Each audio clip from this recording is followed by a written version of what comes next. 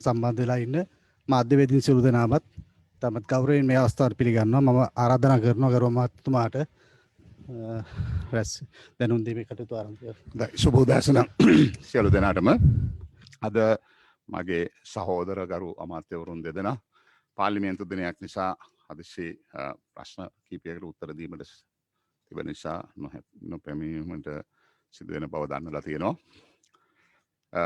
කෙසේ වෙතත් අද දවසේ ඊයේ කැබිනට් මණ්ඩලය විසින් ගන්නා ලද තීන්දුව අනුව ජාතික ලේඛනාගාර සඳහා ඩිජිටල් ගෝෂ්ඨාගාරයක් ස්ථාපිත කිරීම මම හිතන්නේ ඒකේ තියෙන ට්‍රස්ටඩ් ඩිජිටල් රෙපොසිටරි කියන ආයතනයක් පිහිටවන්න මේ බලාපොරොත්තු වෙන්නේ 1640 වර්ෂයේ සිට ලන්දේසි ප්‍රධාන පාලනය සමයන්හි නිදහසෙන් පසු නිර්මාණය වූ වටිනා ලේකාධික අධිලේඛන සහ 19 වන ශතවර්ෂයේ සිට ශ්‍රී ලංකාවේ ප්‍රකාශයට පත් කරන ලද පුවත්පත් ඇතුළු සියලු ප්‍රකාශන නියමිත තැන්පත් ජාතික ලේඛනාගාරය තැන්පත් කර ඇත. මෙයට දෛනිකව විශාල ලේඛන කොටසක් එකතු වෙමින් පවතිනවා. ඒ නිසාම මෙය මොඩර්නයිස් කරන්න එහෙම නැත්නම් නවීකරණය කරන අදහස තුල අපි එක අවස්ථාවක මට මතකයි මයික්‍රෝෆිල්මින් කියන තාක්ෂණයට ගියා. දැන් ඊටත් එහා ගිය තාක්ෂණයන් භාවිතා කරමින් ජාත්‍යන්තර මේ පිළිබඳව ජාත්‍යන්තර ප්‍රමිතින් අනුගමනය කරමින් ඩිජිටල් කරණයේ ස්ථාපිත කිරීම සඳහා කැබිනට් මණ්ඩලය අනුමැතිය ලබා දීලා තියෙනවා. විශේෂයෙන්ම මම හිතනවා මේක ඉතාමත් වැදගත් දක්ෂ තබා ගැනීමට අපි කියන ස්පේස් මැනේජ්මන්ට් එහෙම නැත්නම් ඉඩ සහ කාලය සහ පැවැත්ම සම්බන්ධව හිතලා නවතම තාක්ෂණය පාවිච්චි කරමින් ඒ කටයුත්තට කැබිනට් මණ්ඩලය අවසර ලබා දීලා තියෙනවා. දෙවැනි කරුණ හැටියට මඩකලපුව වවුනියාව යාපනය විශේෂිත ආර්ථික මධ්‍යස්ථාන විවෘත කිරීම. මොකද මේ අද දවසේ අපි දකිනවා සතොස්ස ඒ වගේම සමුපකාරය වැනි රාජ්‍ය ආයතනවල මිල පාලනයන් සහ අනිකුත් පෞද්ගලික අංශයත් සමග තරඟකාරීත්වයට එය ඉතා බෙහෙවින් උපයෝගී වෙනවා. උදාහරණයට ගත්තොත් හාල් රුපියල් 97ට 98ට සම්පකාර සහ ඒ ආයතනවල ලබා දෙනකොට පෞද්ගලික ආයතනත් එතෙන්න ගේන්නට වෙනවා.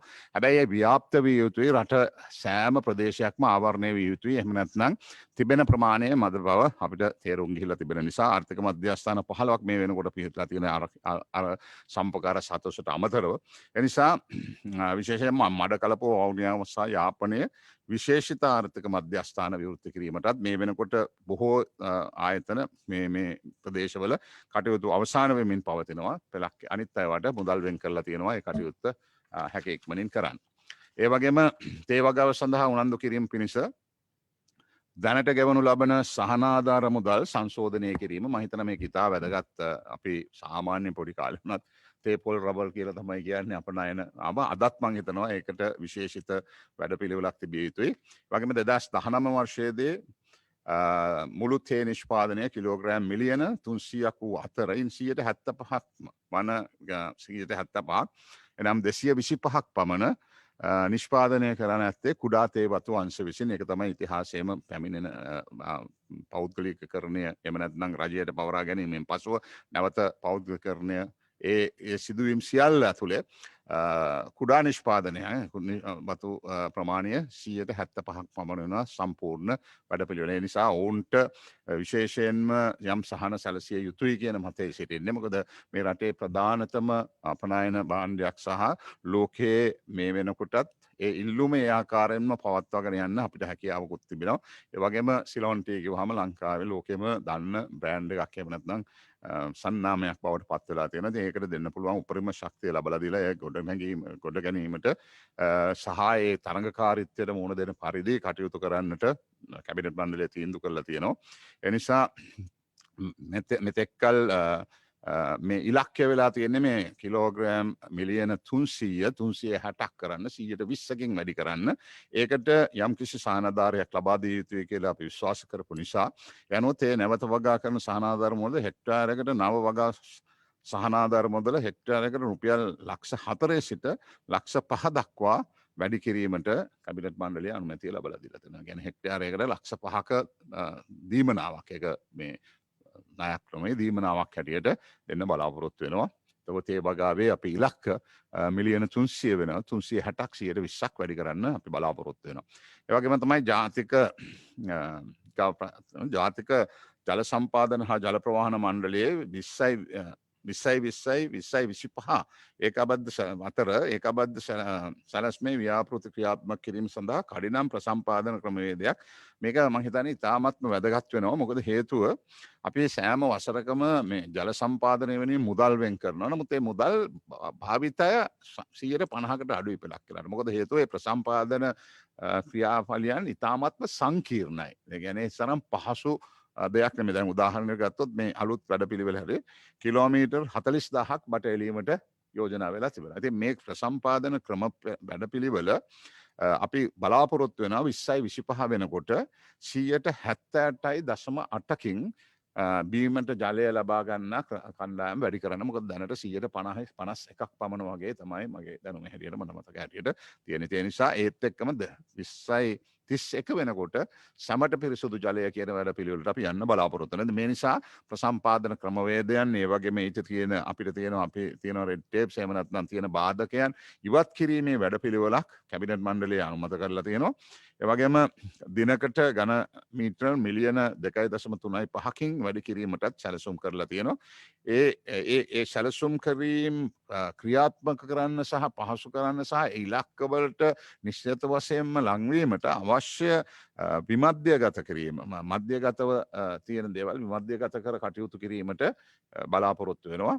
ඒ අනුව මේ ඒකක මිල ක්‍රමවේදයන් හඳුන්වා දීමටත් නොයෙකුත් ක්‍රමවේදයන් කීපයක් හඳුන්වා දීමටත් අදහස වෙන්නේ මේ ප්‍රසම්පාදන ක්‍රමය කඩිනම් කරන්න සහ අපි දාලා තියෙන ඉලක්කය 2025 වෙනකොට 78.6කට පිරිසිදු ජලය ලබා දීමේ වැඩපිළිවෙල. දැන් අපි දන්නවා හුඟක් ප්‍රදේශවල දැන් අපි මහනුවර ගත්තොත් අපි දන්නවා අපි කරන සැලසුම් පෙළක් කියලාට අපි අවුරුද්දේ අවසන් කරගන්නට බෑ. ඉතින් එතකොට ඒක ඒ වැඩපිළිවෙලේ අපි බලාපොරොත්තු වෙන ඉලක්ක අපිට ලබා ගන්න බෑ. ඒක අපි කියනවා ෆාස්ට් ට්‍රැක් කරන්න. එහෙම නැත්නම් කඩිනම් කරන වැඩපිළිවෙලක් හැටියටයි ඒ සඳහන් කරන්නට ඕනේ.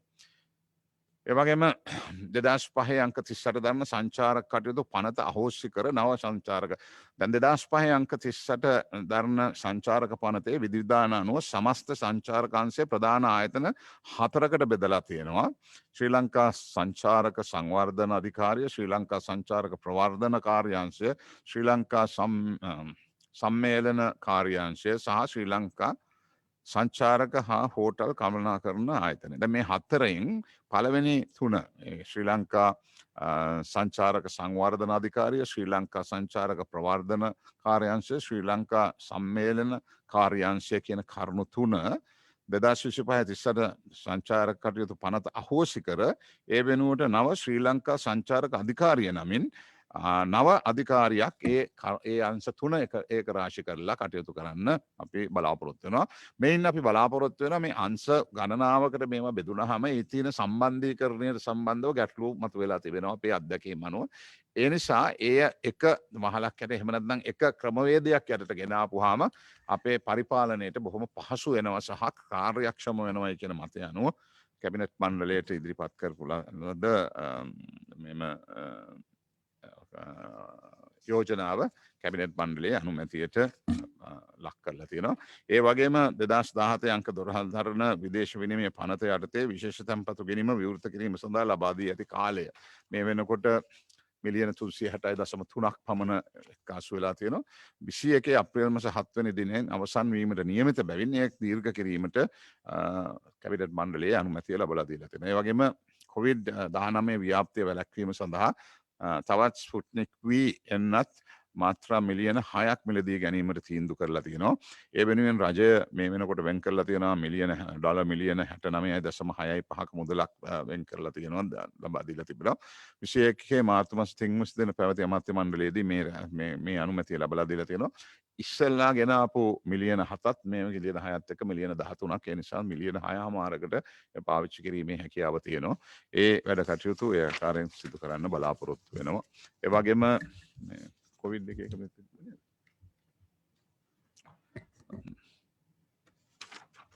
සම්බන්ධව ඉදිරියේදී මම හිතන්නේ මේ සම්බන්ධව ඔබතුමාලා හොඳ කාරව දන්නවා මේ පස්වෙනිදා වෙනකොට මේ රටේ ආශ්‍රිතයන් 93595ක් හිටියා. එයින් 90563ක් ඔවුන් සනීප වෙලා සුවය ලබලා නැවත ගොස් තිබෙනවා. මරණ 586ක් සිද්ධ වෙලා තියෙනවා මේ කාලය තුළ. ඒ නිසා මම හිතන්නේ ලෝකෙම හිතන්නේ මේ සුව වීමේ ප්‍රතිශතය නම් මම හිතන්නේ තා වාර්තාගතව ප්‍රතිශතයක් හැටියට තමයි අපිට බලන්න වෙන්නේ. එහෙනම් කරුමතුමාගෙන් පැහැදිලි කර ගැනීම හෝ ප්‍රශ්න කිරීම සඳහා මාධ්‍යවේදීන්ට අවස්ථාව ලබා දෙන්න. කරුණාකර ඔබගේ ආයතනය හා ඔබගේ නමත් සඳහන් කරමින් ඔබගේ පැහැදිලි කිරීම හෝ ප්‍රශ්නය ඉදිරිපත් කරන ලෙස ඉල්ලා සිටිනවා. ඇමැතුමා මම අසංක අතපත්තෝ Live24 වෙබ් නාලිකාවෙන් ඇමැතුමනේ ප්‍රමිති ආයතනයේ අධ්‍යක්ෂ ජෙනරාල්වරය ප්‍රකාශ කරනවා පොල් තෙල් පමණක් නොව විස සහිත ආහාර තව තිබෙනවා. ඉදිරිපත් කළහොත් එම සමාගම් බිඳ වැටෙනවා කියනවා. එතකොට රජය විසින් පත් කළ මෙම අධ්‍යක්ෂ ජෙනරාල්වරය පෙනී සිටින්නේ බහුජාතික සමාගම් වෙනුවෙන්ද එහෙම නැත්නම් ඔහුගේ කාර්යභාරය මොකක්ද? ඇයගේ කාර්යභාරය මොකක්ද? මේ ප්‍රකාශය රජය අනුමත කරනවද? නෑ මේ මම හිතන්නේ සම්පූර්ණයෙන්ම විරුද්ධයි. ඒ මතය අනුමත කරන්නේ සම්බන්ධව මම හිතනවා මේ වෙනකොට ඒ සම්බන්ධව කතිකාවක් ඇති වෙලා තියෙනවා. ඒ සම්බන්ධව ඉදිරියේදී ඒ ආයතනයේ එම නිලධාරීන් සමග සාකච්ඡා කරලා ඒ සම්බන්ධව රජය විසින් ගත යුතු තීන්දුව සහ ගත යුතු වැඩ පිළිවෙළවල් ඉදිරියේදී ඉදිරිපත් කරන්න බලාපොරොත්තු වෙනවා. ඒ වගේම තුමු තව ප්‍රශ්න දෙකක් ඇසීමට මම බලාපොරොත්තු වෙනවා. අනිත් ප්‍රශ්නේ තමයි දිස්ත්‍රික් කමිටු රැස්වීම තුළ මාධ්‍ය ආවරණය කිරීම අවහිර කරලා තියෙනවා කියලා ජාතික මට්ටමේ පුවත්පතක් මේ ඊයේ දිනේ වාර්තා කරනවා. යම්කිසි හේතුවක් මතද දිස්ත්‍රික් සංවර්ධන කමිටුව රැස්වීම මාධ්‍ය ආවරණයට තහංචි වැටෙන්නේ? අපි ඒක තහංචියක් දාලා නැහැ. එතන ප්‍රශ්නයක් මතුවෙලා තිබ්බා. මොකද පෙලක් වෙලාවට අපි උදාහරණයක් ගත්තොත් පැයකට අපි සීමා කරනවා මේ ඒ කාල වේලාව. පෙලක් වෙලාවට මොකද අනිකුත් කටයුතු නිසා ඒ අවස්ථාවලදී යම් අවස්ථාවලදී බාධාවන් පත් වෙලා තියෙනවා. ඒ නිසා තමයි ඒකට පසුව සභාපතිට සහ නිලධාරීන්ට පුළුවන් ඒ මාධ්‍ය කරුවන් දැන් මම පෞගිය සෙනසුරාදා කලගෙදර සහ හතරලියද්ද ප්‍රදේශයේ කටයුතු කරනකොට අපේ මාධ්‍යවේදීන් අපි දන්න අඳුරන සියලු දෙනාම පැමිණ සිටියා. පෙර සහ පසුව අපි ඔවුන් සමග බොහොම සුවහදව කටයුත්ත කරා. නමුත් අපි තීන්දුවක් ගත්තා මේක ඒ පළාත්වල තිබෙන සංවර්ධන කමිටිවලට තීන්දුව කරන්නයි කියලා. එහෙම නැතුව ඒක මේ නීතියක් හැටියට ගෙන යා යුතු නැහැයි කියන තීන්දුව අරන් තියෙනවා. නැවත වරක් පැහැදිලි කරගත්තොත් එමෙතුමනේ ඒ කියන්නේ සංවර්ධන කමිටු රැස්වීම පැවැත්වෙන කාලය තුලදී ආවරණය කරන්න බෑ. එන් පසු වැරදි. මම ඒක කිව්වේ ඒක එහෙම තමයි පහුගිය කාලේ පහුගිය සතියේ ඒ සිද්ධිය සිද්ධ වෙලා තියෙනවා. ඒ සම්බන්ධව අපි බොහොම විවෘතව කියලා තියෙනවා මේ කාල සීමාව පාලනය කරගන්න. මොකද ඒ ප්‍රස්තුත කරුණු සම්බන්ධව සාකච්ඡා කරන එකත් ඊට පසුව වුන්ට හෝ පෙර මාධ්‍යයට අවස්ථාව ලැබෙන අතර ඒ අවස්ථාවේදී සභාපතිතුමාට සම්පූර්ණ නිදහස තියෙනවා ඔවුන්ව කැඳවීමට ඒ අවස්ථාව ක්‍රියාත්මක කිරීමට ඒ අවස්ථාව පළාතේ කමිටුවේ සභාපතිතුමාට බාර දීලා තියෙනවා. අවසාන ප්‍රශ්නය වගේ තව විදියකින් කියනවා නම් ඒක රාජ්‍ය ප්‍රතිපත්තියක් හැටියට කිසිම වාරණයක් නැහැ. අවසාන ප්‍රශ්නය ඇමතුමනේ දැන් දේශීය වෙළඳපොළ තුල පොල් තේ මිල ශීඝ්‍රයෙන් ඉහළ ගොස් තිබෙනවා. මේ සඳහා යම්කිසි පාලන මිලක් ඉදිරියේදී ගෙන ඒමට බලාපොරොත්තු වෙනවද? මෙහෙම බලාපොරොත්තුවක් නැහැ. ඒ සම්බන්ධව අවධානය යොමු වෙලා අවශ්‍ය කටයුතු කිරීමට තීන්දුව කරලා තියෙනවා. නමුත් මොන ක්‍රමවේදයද අනුගමනය කරන්නේ කියන එක තීන්දුවක් නැහැ තාම. ඊළඟ එක්කෙනාට අවස්ථාව දෙන්න.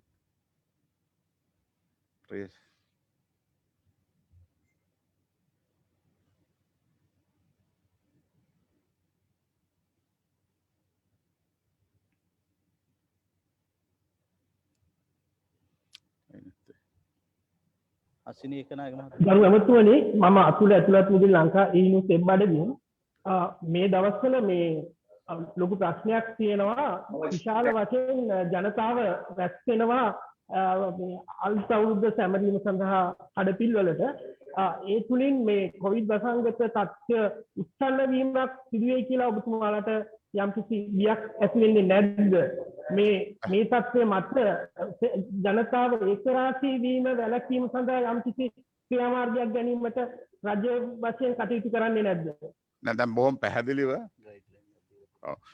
පැහැදිලිව අපේ සංවර්ධන කමිටිවලත් පොලිසියත් ඒ වගේම PHI මේ සෞඛ්‍ය මහජන සෞඛ්‍ය නිලධාරීනුත් පැමිණෙනවා. ඔවුන්ටත් අපි කීවේ මේ දෙන මොකද විශේෂයෙන්ම සිංහල අවුරුදු උත්සවවලදී අර පළවෙනි එහෙම නැත්නම් ෆස්ට් කන්ටැක්ට් සෙකන්ඩ් කන්ටැක්ට් අඳුනා ගැනීම ටිකක් අපහසුතාවයක් තියෙනවා. ඒ නිසා අපි ගයිඩ්ලයින් එකක් දීලා තියෙනවා. මේ සම්බන්ධව කටයුතු කළ යුත්තේ කෙසේද කියලා. ඒ නිසා අපි සමස්ත ජනතාවගෙන් ඉල්ලා සිටිනවා මේ කොවිඩ් වසංගතයත් එක්ක මේ විදිහේ උත්සව සීමාවන් සහිතව කරන්න කියලා ඉල්ලීමකුත් අපි කරනවා. ඒ වගේම බලධාරීන්ට ඒ වෙනුවෙන් අවසර ලබා දෙන ඒ වෙනුවෙන් කටයුතු කරන පොලිසිය සහ PHI එහෙම නැත්නම් සෞඛ්‍ය නිලධාරීන්ට උපදේශ ලබා දීලා තියෙනවා. ගයිඩ්ලයින් එකක් දීලා තියෙනවා. ඒ කල යුත්තේ කෙසේද කියලා ඔබ කියන එක හරි. අපි මේක බොහොම පහසුවට අරගෙන සාමාන්‍ය සුපුරුදු පරිදි කටයුතු කරන්නට ගියොත් සමහරක් විට නව රැල්ලක් ගොඩනගන්නට පුළුවන්. ඒ නිසා අපි සියලු දෙනාම ඒ සම්බන්ධව අපේ අවධානය යොමු කරන්නයි කියන එකත් මම ඉල්ලා සිටිනවා. මම හිරුපතිංශයෙන් ඇමතුමා හිරු ප්‍රශ්න තියෙන්නේ අර කලින් ප්‍රශ්නයක් මතුණා.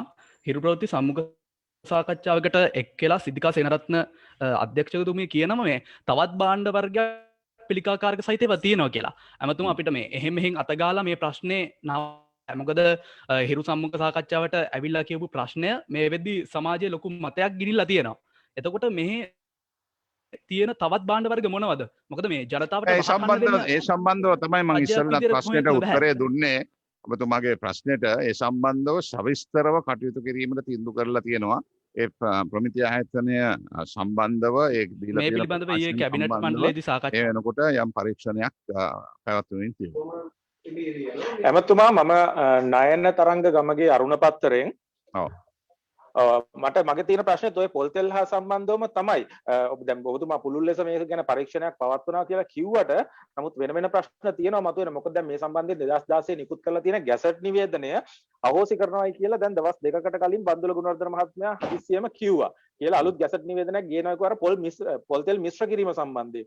නමුත් ඊට දවසකට පස්සේ ආයි එතුමාම කියනවා මේකේ රෙගුලාසි වලට තව කල් යනවා ගැසට් නිවේදනයේ ප්‍රමාද වෙනවා කියලා. ඊට සමගාමීව දේශීය පොල් නිෂ්පාදකයෝ චෝදනාවක් කරනවා බරපතල චෝදනාවක්. එක්තරා ව්‍යාපාරිකයෙක් ගෙනාපු තෙල් නැවක් තියෙනවා. ඒක විකුණ ගන්න දේශීය වෙළඳපොලේ තව මාසයක් එකමාරක් යනවා. ඒ මිශ්‍ර කරන ලද තෙල් නැව විකුණ ගන්නකන් තමයි මේ ගැසට් එක ප්‍රමාද කරන්න කියලා. මොකක්ද ඇමතුමා මේ කතාවේ තේරුම? මේක සාමාන්‍ය ගැසට් නිවේදනයක් නම් අපි දන්නවා දවසෙන් දෙකෙන් කිව්වා අනිත් පැත්තට හැදුවා වෙනස් කරා අලුත් ගැසට් එකක් ගැහුවා. නමුත් මේකට විතරක් ඇයි මේ මාසෙකමාරක් කාලය යන්නේ? එතකොට අර චෝදනාවල් වක්‍රාකාරයෙන් තහවුරු වීමක් නේද ඇමතුමා සිද්ධ වෙන්නේ? නෑ මං හිතන්නේ මේක මේ දැන් මං ගාවේ ඒ ප්‍රකාශනය තියෙනවා. මේකේ යම් කිසි විදිහේ සංකීර්ණ බවක් තියෙනවා කියන එකයි ගරු ඇමතුමා බන්දුල ගුණවර්ධන ඇමතුමා කියලා තියෙන්නේ. එතුමාගේ මේ සම්බන්ධව සොයලා බලමු. මොකද මේක කැබිනට් මණ්ඩලයට ගෙනාපු ප්‍රශ්නයක් නෙමෙයි. මේක කැබිනට් මණ්ඩලයට ඊයේ ගෙනාපු ප්‍රශ්නයක් නෙමෙයි. නිසා මේ සම්බන්ධව මගේ අවධානය යොමු වුණේ නෑ ඊයේ. මම එතුමාගෙන් අහලා මේ සම්බන්ධව මොකද්ද තියෙන මේ ප්‍රශ්නය කියලා එතුමාලට දැනුම් දෙන්න. ඇමතුමා මට තව එක කාරණයක් තියෙනවා ඒකට අවස්ථාවක් දෙන්න. දැන් මේ ඇෆ්ලටොක්සින් කියන මේ රසායනිකය ගැන දැන් මේ ලෝක සෞඛ්‍ය සංවිධානයේ මේක ප්‍රමිතිගත කරලා තියෙන 10%ක භාවිතයක් ගැටලුකාරී නැහැ කියලා. නමුත් අපේ දැන් පොල් සංවර්ධන මණ්ඩලයේ නිලධාරීන් මාධ්‍ය සාකච්ඡාවක් තියලා කියනවා ඒගොල්ලන්ට දීලා තියෙන්නේ 1996 ක්‍රියාත්මක කරන ගැසට් නිවේදනයේ ඒකට 30ක් තියෙනවා කියලා. දැන් ලෝක සෞඛ්‍ය සංවිධානයේම කියනවා 10%ක් කියලා. ඉතින් යාවත් කාලීන වෙලා නැද්ද අප්ඩේට් වෙලා? පැහැදිලිවම මේක තමයි මම කියේ මේ ප්‍රශ්නය අර ඔබතුමාම කිව්වා වගේ හැමෙන් අතපත ගාලා මේ විසඳ ගන්න පුළුවන් ප්‍රශ්නයක් නෙමෙයි. මේ ප්‍රශ්නය මතුවුනේ. නමුත් දැන් එක දෙයක් මතක තියාගන්න ඕනේ. මේක හිටපු ගමන් ආපු දෙයක් නෙමෙයි. මේක මේ අවුරුදු ගාණක් විසින් සමහරක් විට කූට වෙළඳන් ව්‍යාපාරිකයන් කරගෙන ගිය වැඩපිළිවෙලක්. අඩු අපි සතුට වෙන එක පැත්තකින් මේ මොහොත වෙනකොට කොහෙන් හරි මේක කොහෙන්ද ආවේ කවුද දැන් මේකේ ලොකු තර්ක තියෙනවානේ දැන් මේක ගත්තේ කස්ටම් එකෙන්ද එහෙම නැත්නම් සෞඛ්‍ය දෙපාර්තමේන්තුව මං කියන්නේ සමාජයක් හැටියට අපිට මේක කොහෙන්ද ආවේ කියන එකට වඩා වැදගත් වෙන්නේ මේ වැඩපිළිවෙල දැන් සමාජයට ඇවිල්ලා තිබෙනවා මේක එළියට ඇවිල්ලා තියෙනවා මේක එළියට එන්නේ නැතුව අවුරුදු ගාණක් තියෙන්නට ඇති කියන උපකල්පනයට ඕන කෙනෙකුට එන්නට පුළුවන් මොකද මේ හදිස්සියෙම වෙච්ච සිදුවීමක් නොවේ වෙන්න පුළුවන් ඒ නිසා මේ සම්බන්ධව මේ අර ඉස්සෙල්ලා අපේ මාධ්‍ය සහෝදරයෙක් ඇහුවා වගේ අතපත ගගා කරන්න පුළුවන් දෙයක් නෙමේ සම්පූර්ණයෙන්ම මේ සම්බන්ධව සවිස්තරව කටයුතු කිරීමට රජය තීන්දුව කරලා තියෙනවා මේ නිසා මේ සම්බන්ධව යම් යම් තීන්දුව ගන්නත් තීන්දුව කරලා තියෙනවා ඒ නිසා ඒ සම්බන්ධව අපිට දවසක දෙකක කාලයක් අවශ්‍යයි මොකද මේක මතුවලා මේක කතා වෙමින් යනවා මේක රජයක් හැටියට ගත යුතු ක්‍රියාමාර්ග සම්බන්ධව නියත වශයෙන්ම අවධානය යොමු වෙලා තියෙන පමණක් නෙමේ මේ ප්‍රශ්නය විසඳා ගැනීම සඳහා සහ මේ ප්‍රශ්නයට සම්බන්ධ වෙලා ඉන්නවා නම් යම් රාජ්‍ය නිලධාරීන් හෝ බෞද්ධ අංශේ ඒ වෙනුවෙන් ක්‍රියාත්මක කිරීමට බලාපොරොත්තු වෙනවා. ඒ වගේම තමයි ඇමතුමා ඇමතුමා තව එක කාරණයක් විතරක් උත්තර දෙන්න. දැන් ජනාධිපතිතුමා ඊයේ තීරණයක් අරගෙන ෆාම් ඔයිල් ආනයනය කිරීම නැවැත්තුවා. తాවකාලිකව තහනම් කරා. මේ අවුරුදු කටේ මිනිසුන්ට කහවලට වෙච්ච සිදුවීමම පොල් තෙල් වලටත් ඒ දැන් මිශ්‍ර කිරීමකින් තොරව දේශීය විශ්පාදකයාට සාමාන්‍ය මිලට දෙන්න බෑ. මේ රුපියල් 300ට 400ට තියෙන පොල් තෙල් බෝතලයක් දැන් රුපියල් 1000ට වගේ යයි කියලා මිනිසුන්ට බයක් තියෙනවා. මේක පිළියමක් තමයි එක්තරා ආකාරයක. නමුත් දේශීය වෙළඳපොලේ පොල් තෙල් නැත්තම් මිනිස්සු බය වෙනවා නම් මේ පොල් තෙල් මිල ඉහළ යාම නවත්තන්න බෑ නේද? මොකද්ද මේකට රජය දෙන මේ සම්බන්ධව මේ අද උදේ දවසෙත් මේ සම්බන්ධව සාකච්ඡා කරා මේ මොහොතේත් මම ඒ සම්බන්ධව සාකච්ඡා කරන්නට අවශ්‍ය කටයුතු කරමින් තිබෙනවා මේ ගැසට් පත්‍රිකාව සම්බන්ධව අපෙත් විවිධ මත තියෙනවා බොහෝ දුරට යම් යම් වෙනස්කම් වෙන්නට පුළුවන්. බොහොම ස්තුතියි. මිනිස්ටර් මම හසිනී ඒකනායක ස්වර්ණවාහිනී නාලිකාවෙන් ඊයේ දවසේදී SB දිසානායක ඇමතුමා ගැටඹේ විහාරාධිපති හිමියන්ව පැහැද කළ ආණ්ඩුව දැඩි ලෙස විවේචනය කරනවා. ඔබතුමාලට මොකද්ද මේ ආණ්ඩු පක්ෂ නියෝජනය කරන අමාත්‍යවරුන් විදිහට ඒකට කියන්න තියෙන මොකක් හරි ප්‍රකාශයක් දෙන්න තියෙනවද? පූර්ණ ප්‍රජාතන්ත්‍රවාදය ක්‍රියාවක් ඒ කියන්නේ ඒව ඇත්තටම සිද්ධ වෙලා නැද්ද මෙතුමා? සිද්ධ වෙලා හෝ නැතුව හෝ ජනතාවගේ ප්‍රකාශනයන්ගේ නිදහස ලැබලා තියෙනවා. ඔබතුමියට කියන්න පුළුවන් මේක වැරදි මේමයි කියලා අපි ඒක අහගෙන ඉන්නවා. ඒක අහගෙන ඉඳලා හරිනම් ඒ දේ අපි ඒක නැවත එය නිවැරදි කිරීමට කටයුතු කරනවා. ඉතින් ඒක නිසා පූර්ණ ප්‍රජාතන්ත්‍ර කටවල් වහලා නැහැ. දැන් මේක නැහැයි කියලානේ කියන්නේ භාෂණයේ නිදහස නැහැ, කතා කරන්න බෑ, කියන්න බෑ. ඒ සියලු දේ නිදහස ලැබලා දීපුවාම අපෙන් ප්‍රශ්න කරනවා ඇයි එහෙම නිදහස ලැබලා දීලා තියෙන්නේ කියලා. නෑ නිදහස සම්බන්ධ නෙමෙයි මෙතුමා මම පරස්පරයි කතන්දරේ. ආණ්ඩුවේ කටයුතු ඒ කියන්නේ එතුමාට එහෙම නිදහසේ විවේචනය කරන්න පුළුවන් කියන්නේ එහෙම එතුමා කියනවා ඉස්කෝල 1000ක් හදන්න කිව්වා ඒක හදලා නැහැ කියපුවා ඔබතුමා හරියට ඒක අහලා නැහැ. ඒකේ කීවේ ජනාධිපතිතුමා දීලා තියෙනවා. නමුත් ඒ නියෝග ක්‍රියාත්මක කිරීමේදී යම් අඩුපාඩුවක් වෙලා තියෙනවා. මම ඒ නිලධාරීන්ගෙන් අහපුවාම ඒ ක්‍රියාත්මක වෙලා නැහැ. ඒ නිසා ඒකත් හොඳ දෙයක් නේ. එවැනි විවෘත සංවාදයක් තිබෙන කොච්චර හොඳ දෙයක්ද. දැන් ඒකෙන් එළියට එන්නේ මේ නිලධාරීන්ට උපදෙස් දුන්නත් රජය විසින් ඒක ක්‍රියාත්මක වෙලා නැහැ යම් යම් අංශවල කියලා. එහෙම නැත්නම් අපි ඔක්කොම කටවහගෙන හරිය කියලා ඉන්නවනේ. දැන් ඉතින් බොහොම විවෘතව ඒ සංවාදය යනවා. ඒ සංවාදය ගියාම තමයි රටත් ඔබත් අපිත් දරගන්නේ. දැන් අපි උපදෙස් දීලා තිබා රජයක ක්‍රියාකාරීත්වය එහෙම නෙවෙන්නේ. ජනාධිපතිතුමා උපදෙස් දෙනවා. ඒ උපදෙස් ඇමතිවරු ක්‍රියාත්මක කරන්න නිලධාරීන්ට බාර දෙනවා. යම් නිලධාරීන් ඒක ඉතා දක්ෂ ලෙස කරනවා. පෙලක් අය කෙරෙන්නේ නැහැ. ඒ කෙරෙන්නේ නැති වෙන කතා කිරීම ඉතා වැදගත්. ඔබතුමියලා කියන නිදහස සහ මාධ්‍ය නිදහස කතා කිරීමේ නිදහස විවේචනය කිරීමේ නිදහස බොහොම පැහැදිලිව ඔප්පු වෙනවා ඔබතුමාම ඔය කියන කතාවේ. ඇමතුමා ඒ වගේම තමයි ඇමතුමා ඔව් අහගෙන ඉන්න. ඒ වගේම තමයි ඇමතුමා මේ බුරුත්වා තහනම සම්බන්ධයෙන් කලින් සරත් විරසේකර ඇමතුමා ප්‍රකාශයක් කරලා තිබුණා. දැන් සමහර වෙලාවට කියනවා හමුදා පුහුණුවක් ලබා දෙනවා කියලා, තවත් වෙලාවක කියනවා බුර්කා තහනමක් වෙනවා කියලා. මේ රටේ මිනිස්සුන්ව රවට්ටන්න මේ අමතක කරන්න කරන දෙයක්ද මේක? තාම ඇවිල්ලා නැහැනේ කැබිනට් එකට. මේ සම්බන්ධයෙන් මොකක්ද ඇමතුමා තියෙන කැබිනට්ට ඒක සාමාන්‍ය දෙයක් අසාමාන්‍ය දෙයක් නෙමෙයි. කාරුවරේ අමාත්‍යවරයෙක් අමාත්‍යංශයේ නිලධාරීන් සමග යම් තීන්දුවක් ගන්න තීන්දුව කරන්නට පුළුවන්. හැබැයි තීන්දුව ගත්තට පස්සේ සමහරක් විට කැබිනට් එකට ආවත් කැබිනට් එක කියනවා මේ මොහොතේ මේක සාකච්ඡාවට ගන්න ඕනේ නෑ, මේක සුදුසු නෑ කියලා පැත්තක තියලා ඒක සාමාන්‍ය දෙයක්. හැබැයි මේකේ උපකල්පනයන් දීගෙන මේ කාරු මේක කරන්නේ නැහැ, කාරු හරි බය ගන්නගෙන එහෙම දෙයක් නෙමෙයි. සාමූහික වගකීමක් මේකේ තියෙන. යම් කිසි විදිහේ දැන් මට පුළුවන් ඇමතිවරයෙක් ඇටියට මගේ අදහසක් ප්‍රකාශ කරන්න. හැබැයි ඒ ප්‍රකාශය කරපු පළියට මේ රටේ නීතිය පොවට පත් වෙන්නේ නැහැ. කැබිනට් මණ්ඩලයට ගිහිල්ලා එතනින් අනුමත වෙලා පාර්ලිමේන්තුවට ඇවිල්ලා මේ පිළිබඳව මොකක් හරි සාකච්ඡාවක් නේද? දිගින් දිගටම වෙනවද නැත්නම් කාලය කොහොමද? තුළ ඒක වෙනස් වෙන්නට පුළුවන්. ඒක තමයි ඒකත් බොහොම පැහැදිලිව අර වඩා පුළුල් වූ සංවාදයකින් වෙන දේවල්. ඉතින් මේකට නීති දාලා එහෙම නැත්නම් මෙයා කීවා එදා ඒක නිසා කරන්නේ නැත්තේ ඇයි? ඒක මං හිතන්නේ බොහොම අසාධාරණ කතාවක්. යම් කිසි කෙනෙකුට අදහසක් එන්න පුළුවන්. මට යම් කිසි අදහසක් එන්න පුළුවන් මාධ්‍ය අමාත්‍යාංශයේ යම් සිදුවීමක් සම්බන්ධ. හැබැයි ඒකට කැබිනට් මණ්ඩලයේ අනුමැතියට අපි දාවම කැබිනට් මණ්ඩලයෙන් තීන්දුව කරන්න පුළුවන්. මෙන්න මේක මේ මොහොතේ මේක නෙමෙයි මේකයි විය යුත්තේ කියලා. ඉතින් ඒ පුළුල් සංවාදයේ රටට ඉතා හොඳ දෙයක්. ඒක නතර කරන්න එපා. Minister Right, Amal yeah. Jayasinghe from AFP, may I ask Yes, a Amal. question about the vaccines? Now the government has decided to get more of the Sputnik vaccine, and you are bringing it up to 13 million. Yes. But already you're committed to buying another 13.5 million of the AstraZeneca. Yes. Now these two alone would bring you up to the targeted 13 million 14, people to be yeah. vaccinated in the country. Right. So does it mean that the government has decided to go only with these two vaccines, or are you open to others? Because the No, numbers that you have now limits brings you to the target that you have set yourself. Yeah, now what happens is we are quite comfortable with what is available. As you know, in India, they have brought a sort of some restrictions from the export market as there is a huge demand, the local demand as there's a huge locally, there's a demand. Now, what happens is that we need to look at all options that are available, and then the Sputnik is available at the moment. So we have gone to Sputnik, and we are quite happy because all these are approved by the relevant authorities. So, of course, India has agreed, in spite of their restrictions, that they would honor the quantities that have been already placed or has been booked. So we feel that we can manage with these two, then we will manage with these two. If the necessity arises, then we will look at other options. So just for the record, for the moment, you are comfortable with only two. So you don't have to look at Moderna or Pfizer or Sinopharm or anything like that. Just No, I mean, for the moment, you're sufficient with the we are working with what is approved by the authorities, right?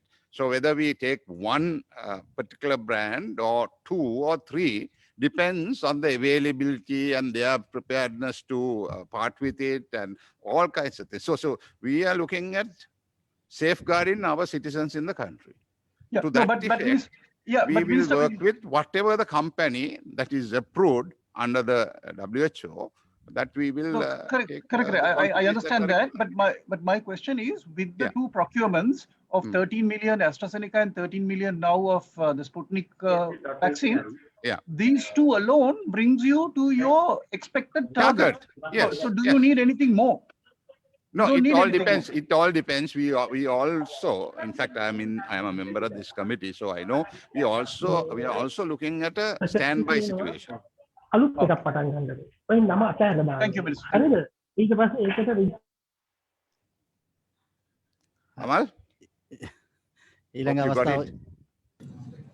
සුබදර්ශන කමත්තුමනි මම Yes, Minister. Thank you, Minister. Yeah, right. Okay, Amal. සුබදර්ශන කමත්තුමනි මම සම්පතිසානායක සිරස ප්‍රෝද්‍යංශයෙන් අමාත්තුමනි තව දින 8ක පමණ කාලයක් තමයි සිංහල දෙමළ අලුත් අවුරුද්දට තියෙන්නේ. මේ වෙනුවිට සහල් මිල විශාල විදිහට ඉහළ ගිහිල්ලා තියෙනවා. එතකොට මුංගෑට වගේ ධාන්‍ය වර්ගවල මිල විශාල විදිහට ඉහළ ගිහිල්ලා තියෙනවා. පොල් තෙල් මිල ගණන් ඉහළ ගිහිල්ලා තියෙනවා. මොකද්ද මේ වැඩපිළිවෙල රජයට මේ උත්සව සමය වෙනුවෙන් ජනතාවට දෙන්න තියෙන සහනය? මොකද විශේෂයෙන්ම බොහොම පැහැදිලිව මම හිතන්නේ ඔබතුමා වැරදි. මේ මොහොත වෙනකොට සම්පකාර සතුස ඒ සියලුම ආයතනවල 94 98ට සහල් ගැනීමට තියෙන සුලභව. ඒ වගේම සුපිරි වෙළඳසැල් වලත් මේ වෙනකොට එකඟතාවයකට ඇවිල්ලා තියෙනවා. අද ගිහිල්ලා බැලුවත් ඔබතුමාලට බලන්න පුළුවන් අපි කියාපු 98ට එහා නොයන මිලක් තියෙනවා. පෞද්ගලික අංශයේ පළක් කියලාට විවිධ ගණන් වලට එයි කියන ඇති. හැබැයි ලබා ගැනීමට අවස්ථාව දීලා තියෙනවා. සම්මුඛකාර සතුස සහ සමහරක් යම් සුපිරි වෙළඳසැල්. එනිසා ඒ කතාව වැරදි. ගරු ඇමතුමනි මට තව ප්‍රශ්නයක් අහන්න තියෙනවා මම අතුල ඇතුළත් නොදේ. ඇමතුමනි දැන් මේ පොල්තෙල් ප්‍රශ්නයක් ඇදගෙන හැමතැනම කතා වෙනවා. නමුත් ඒ පොල්තෙල් ප්‍රශ්නය තුලින් තවත් වෙනත් ප්‍රශ්නයක් මතු කරනවාද කියලා ඔබතුමාලට දැනෙන්නේ නැද්ද? රටේ මම හිතන්නේ ඔබතුමා පාරිභෝගික භාණ්ඩවල මිල ඉහළ දැමීමේ කූට උපක්‍රමයක් හැටියට මේ පොල්තෙල් මිල වැඩි කිරීම තුලින් පොල්තෙල් වල ප්‍රශ්නය ඇද ගැනීමක් වගේ ප්‍රශ්නයක් ඔබතුමාලට පේන්නේ නැද්ද? අවස්ථාවේදී උත්සව අවස්ථාවේදී වෙනත් දැන් පොල්තෙල් ගැන තමයි මිනිස්සු කතා කරන්නේ. නමුත් අනිකුත් පාරිභෝගික ද්‍රව්‍ය වල මිල වැඩි කිරීමේ සූදානමක් කූට වෙළඳින් ක්‍රියාත්මක කරනවා. ඒක රජයට කරන පහසක් නෙමෙයිද? නෑ ඔබතුමා කියන කතාවේ ඇත්තක් තියෙනවා. මොකද මේ තත්ත්වය තා සංකීර්ණ තත්ත්වයක්. මේ මතුවලා තියෙන තත්ත්වය. ඒ නිසා ඒ සංකීර්ණ තත්ත්වය තුළ අපට ගත හැකි ක්‍රියාමාර්ග ගනිමින් පවතිනවා. ඔබතුමා කියන එකත් අපේ අවධානය යොමු වෙලා තියෙනවා. එවැනි දේවල් වෙන්නත් පුළුවන් මේ අවස්ථාවේදී. ඒ නිසා අපි වෙළඳ අමාත්‍යතුමත් සමස්තයක් හැටියට ගත්තාම මේ ක්ෂේත්‍රය තුළ තියෙන සොරදනක් සම්බන්ධව අවධානය යොමු කරමින් කටයුතු කරමින් ඉන්නවා. අමාත්‍යවරුන් තව එක ගැටලුවක් යොමු කරන්න කැමතියි. මේ කසිප්පු ජාවාරණ සුළු පරිමාණව කසිප්පු විකුණන පුද්ගලයන්ට යම් කිසි නීතිමය සහනයක් දෙන්න රජය ප්‍රතිපත්තිමය තීරණ කරන් තියෙනවා.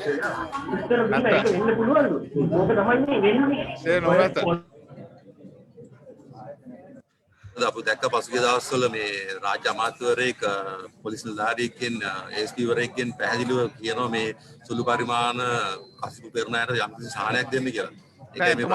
ඔබතුමා එක වචනය එල්ලගෙන තියෙන කියන සහනය කියන එක ඔවුන්ට ගෘහස්ත එහෙම නැත්නම් සුවන් රැකියා වැඩපිළිවෙලක් සකස් කරලා ඔවුන් සුමගට යොමු කිරීමේ පරමාර්ථයෙන් තමයි එතුමා කිව්වේ කියලා ඔබතුමා ඒ කියන්නේ කසිප්පු ව්‍යාපාරය වාද විවාද ගණනාවක් සහ එතුමාම පෞද්ගලිකව හඬපටයත් අරගෙනම කතා කරලා ඔබතුමාලට ඇති වෙන්න මම හිතන්නේ සම්බන්ධව විස්තර කියලා දෙනවා.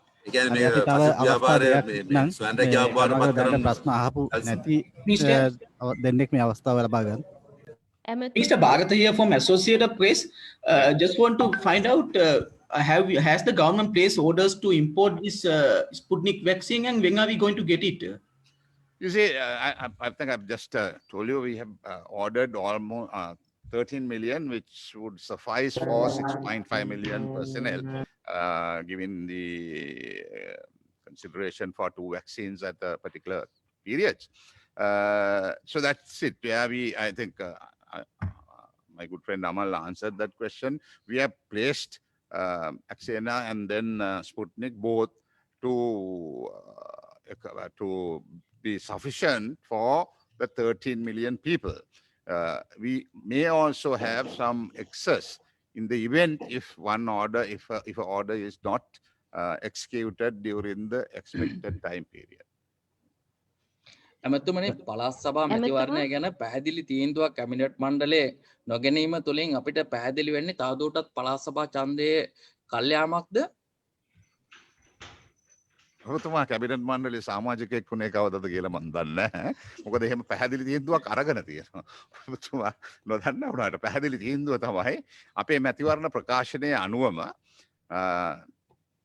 මනාප ක්‍රමය ඉවත් කරන්නත් මනාප ක්‍රමය නැතුව 70%යි 30යි කියන එකඟතාවයට එදා අවුරුදු 15ක් තිස්සේ සාකච්ඡා කරපු විදිහටත් කොට්ටාස නිර්ණය කිරීමේ කොයි ආකාරයෙන්ද කරන එකත් හැකියක්මනින් කරලා හැකියක්මනින් මැතිවරණය තිබිය යුතුයි කියන ස්ථාවරය තමයි කැබිනට් මණ්ඩලයේ ඊයේ සාකච්ඡා කරේ. හොඳයි, තව එක අවස්ථාවක් අපි දෙන්න එක අවස්ථාවක් තියෙනවා. එමෙතුමා මගේ ප්‍රශ්නය ජල ප්‍රවාහන මණ්ඩලයේ ජල සම්පාදන හා ජල ප්‍රවාහන මණ්ඩලයේ සේවකයින්ගේ වැටුප් 125කින් වැඩි කරන යෝජනාවක් වාසුදේව එමෙතුමා ඉදිරිපත් කළා කියලා කිව්වා. ඒ පිළිබඳව කොහොමද මේ වෙද්දී අමාත්‍ය මණ්ඩලයේ අනුමැතිය ලැබිලා තියෙනවද? ඒක මුදල් අමාත්‍යාංශයට යොමු කරා නිරීක්ෂණය සඳහා. ඒ වගේම මේ දැන් වෙනත් රටවල ජනාධිපතිවරුන් අගමැතිවරුන් එන්නත් ලබා ගන්න එක ගැන බොහොම මේ ප්‍රසිද්ධ මාධ්‍යවල පුවත් වාර්තා වෙනවා. නමුත් දැන් අපේ ලංකාවේ ජනාධිපතිවරයා සහ අගමැතිවරයා ලබාගත් එන්නත් පිළිබඳව මුකුත් එහෙම සඳහනක් උනේ නැහැ. ඔවුන් ලබාගත්තේ ඇස්ට්‍රාසෙනෙකා එන්නතද ස්පුට්නික් එන්නතද ඒ පිළිබඳව මොකක්ද ඔබතුමාට කියන්න තියෙන්නේ? ඒ දෙදෙනාම බ්‍රෑන්ඩ් ඇම්බැසිඩර්ස්ලා නෙමෙයි. ඒ නිසා ඉතින් බ්‍රෑන්ඩ් එක ගැන බ්‍රෑන්ඩ් ඇම්බැසිඩර්ස්ලා වෙන්න උවමනා නැහැ අපේ රටේ ජනාධිපතිටත් අගමැතිතුමාටත්. මොකද්ද පාවිච්චි කරේ කියන එක.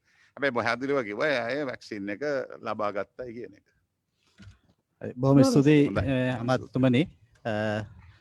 දෙමළ මාධ්‍යයෙන් මේ පැහැදිලි කිරීම තව පොඩ්ඩක් මේ ස්ථානයේ සිදු කරනවා. ඒ සඳහා උනන්දු දක්වන මාධ්‍යවේදීන්ට මේ කාර්යයට රැඳී ඉන්න කියලා ඉල්ලීමක් කරනවා. අද දවසේ මේ කටයුතු සහභාගී වීම පිළිබඳව ගරු ජනමාධ්‍ය අමාත්‍ය ආචාර්ය කේලී රඹුකැල්ල මැතිතුමාට අපගේ ස්තුතිය ගෞරවය පළ කරනවා. බොහොම ස්තුතියි හැමෝටම.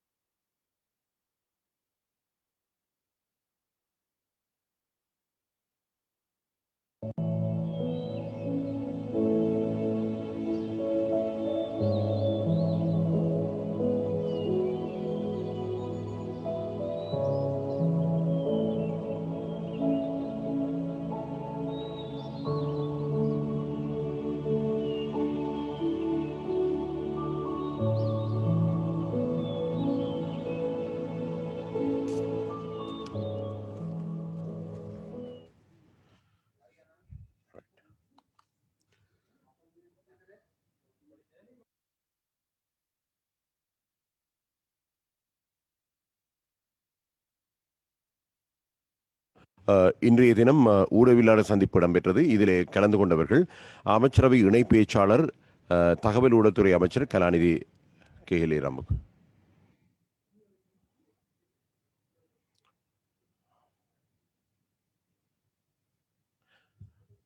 அனைவருக்கும் வணக்கம்.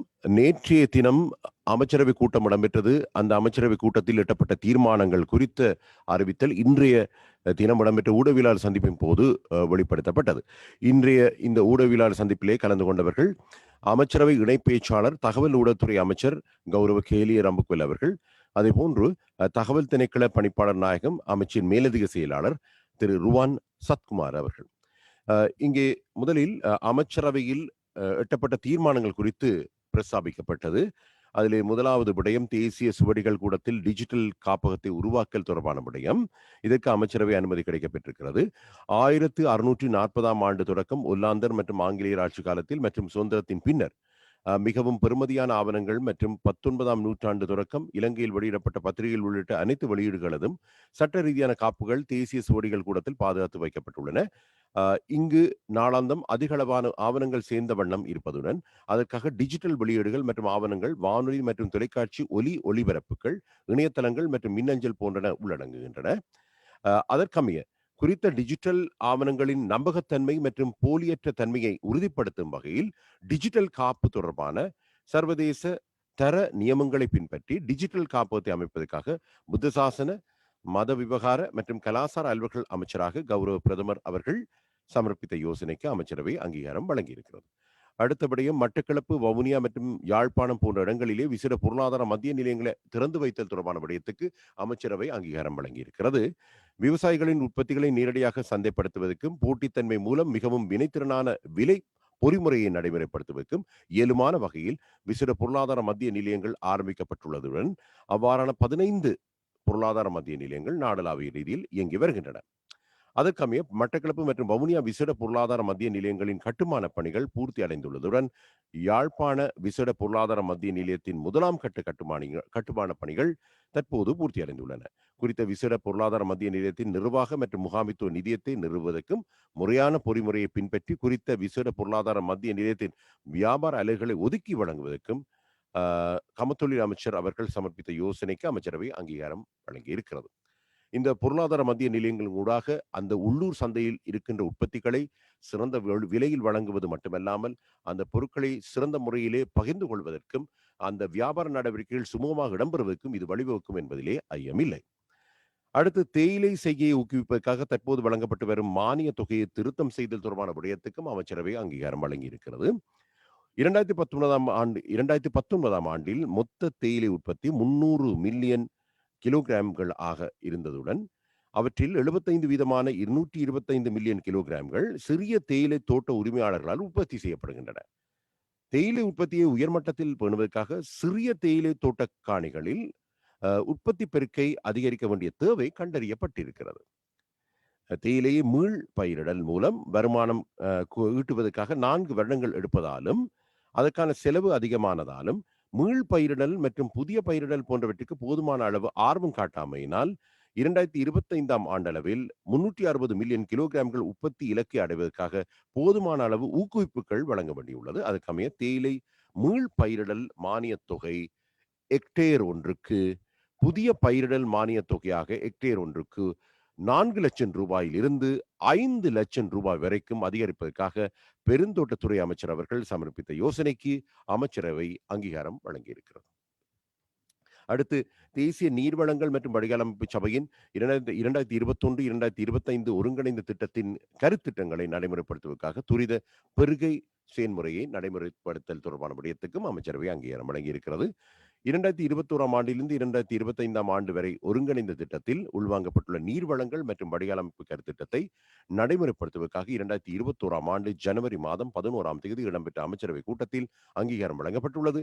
முன்மொழியப்பட்ட கருத்திட்டத்தை நடைமுறைப்படுத்துவதன் மூலம் 2025 நாடளாவிய ரீதியில் 78.8 வீதமான வீட்டு அலகுகளின் குடிநீர் தேவையை பூர்த்தி செய்வதற்கு திட்டமிடப்பட்டுள்ளது.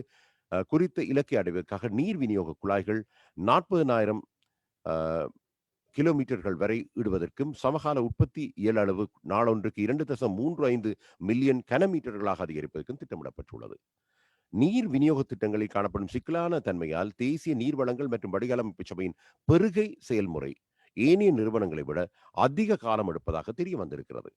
அதனால் நீர்க்குழாய்கள் மற்றும் உபகரணங்களின் பெருகை செயல்முறையை ஒருங்கிணைந்த பொறுமுறையின் கீழ் வழங்குவதற்கும் மற்றும் அதற்கான அலகு கட்டண முறையை அறிமுகப்படுத்துவதற்கும் நீர்க்குழாய்கள் இடப்படும் ஒப்பந்தத்தை வழங்கும் போது அலகு கட்டண முறையை அறிமுகப்படுத்துவதற்கும் நீர்வளங்கள் அமைச்சர் அவர்கள் சமர்ப்பித்த யோசனைக்கு அமைச்சரவை அங்கீகாரம் வழங்கி இருக்கிறது.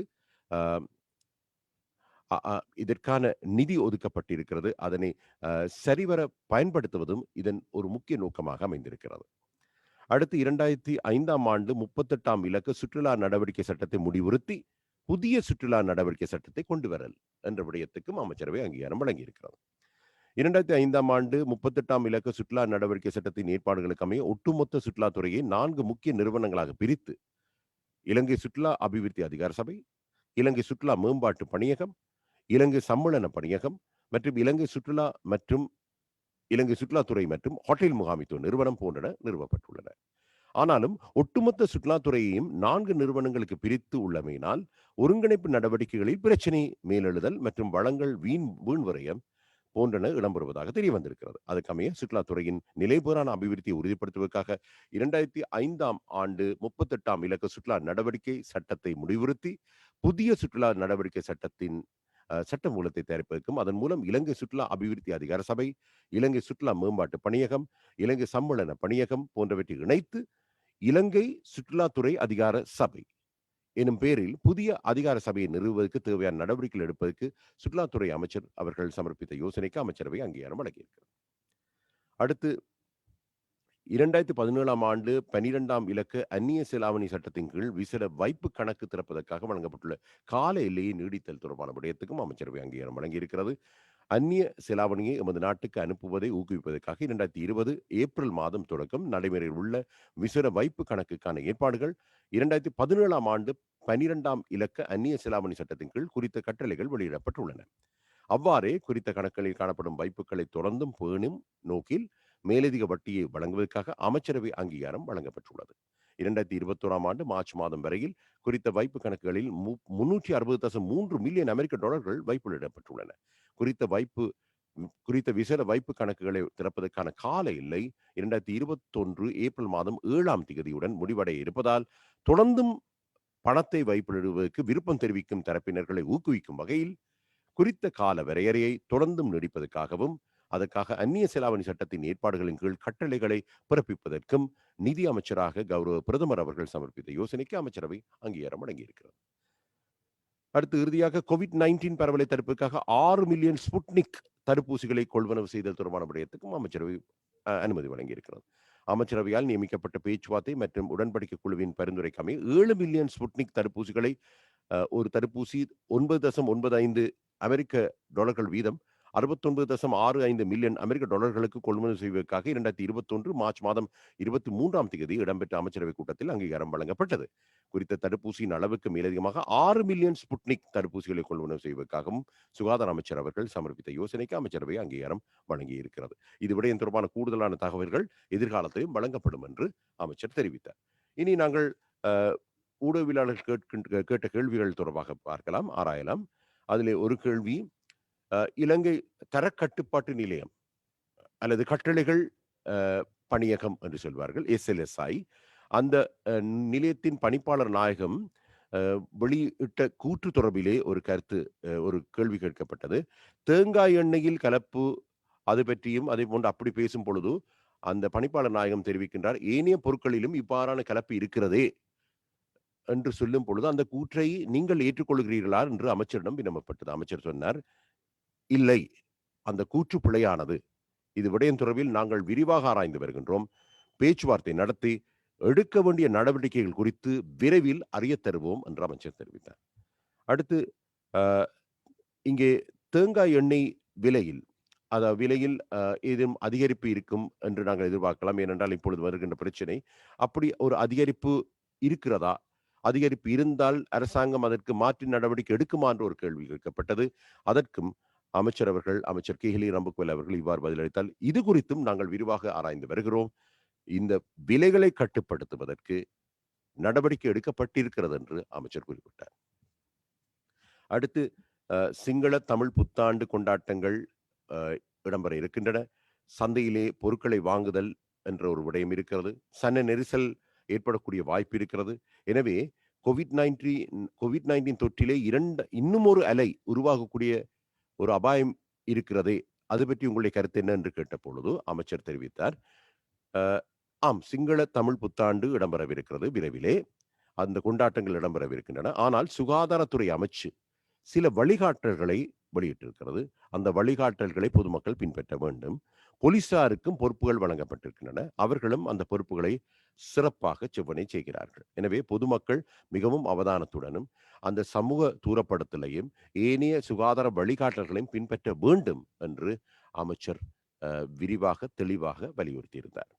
அடுத்து மற்றும் ஒரு கேள்வி இன்னொரு ஊடகவியலாளரிடமிருந்து, SLSI அல்லது அந்த இலங்கை கட்டளைகள் பணியகம் அல்லது தரக்கட்டுப்பாட்டு நிலையத்தின் பணிப்பாளர் நாயகம் வேறு ஒரு பொருளுக்கும் இந்த கலப்பு இருக்கிறது அல்லது நஞ்சூட்டல் இருக்கிறது என்று தெரிவித்திருக்கிறாரே, அது பற்றி அந்த கூற்று பற்றி நீங்கள் என்ன கருத்து தெரிவிக்க விரும்புகிறீர்கள் என்று கேட்டபொழுது அமைச்சர் தெரிவித்தார், இந்த கூற்று பற்றி நாங்கள் விரிவாக ஆராய்கின்றோம். இந்த கூற்றை நாங்கள் முற்றாக நிராகரிக்கின்றோம். இந்த கூற்றை ஆராய்ந்து நாங்கள் இதற்கு என்ன அடுத்த கட்ட நடவடிக்கை, இவ்வாறான விடயங்களை ஆராய்ந்து நாங்கள் அடுத்த கட்ட நடவடிக்கை என்ன எடுக்க வேண்டும் என்பது குறித்து நாங்கள் உங்களுக்கு அறிய தருவோம் என்று அவர் குறிப்பிட்டார்.